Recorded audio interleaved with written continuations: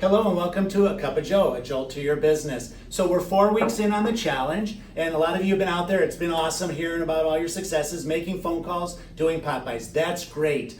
I want to start getting beyond that now. We have to start, what are some other things you can be doing that are high yield activities? Help you earn more money with your time. We need to start focusing on those things. So calls and Popeyes are great, but some other things like doing open houses, door knocking, canvassing neighborhoods, prospecting for sale by owners and expireds, client appreciation events, home buyer seminars. Start paying attention to what you do in a day and if it's a high yield activity or not. Time is a commodity and we have to trade time for what we do in a day. So 25% of your time should be proactive prospecting, looking for new customers. If you do not do this and you don't make it a priority, if it's leftover time or if it's a chore, you'll never do it. So here's what I want you to do. Let's look at this though, for an instance. Think about, there's 52 weeks in a year. You're gonna work, let's say 49 weeks. So 49 weeks and 40 hours a week, if you're working 40 hours, if not more, is 1,960 hours.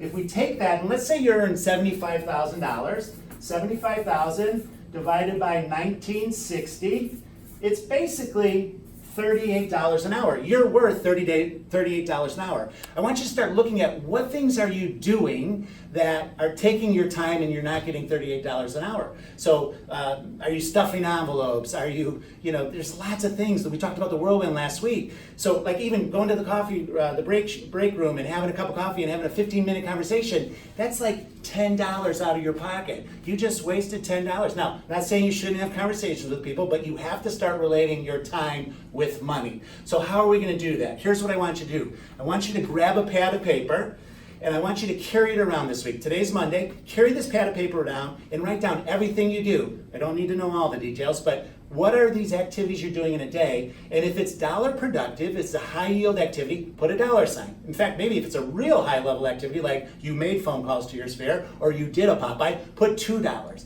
and start paying attention. What are some of the things that you're doing that you can hire somebody else with to do for less than $38 an hour? So you trade that time for money, but it gives you the opportunity to be more dollar productive. So let's get that pad of paper out, let's start tracking, and let's start putting time in your calendar to do high yield activities, okay? So let's see if we can do that. And I just wanted to close with this too. I saw this great mug and it says, "Be kind." And it just reminds me of all the great work our foundation does.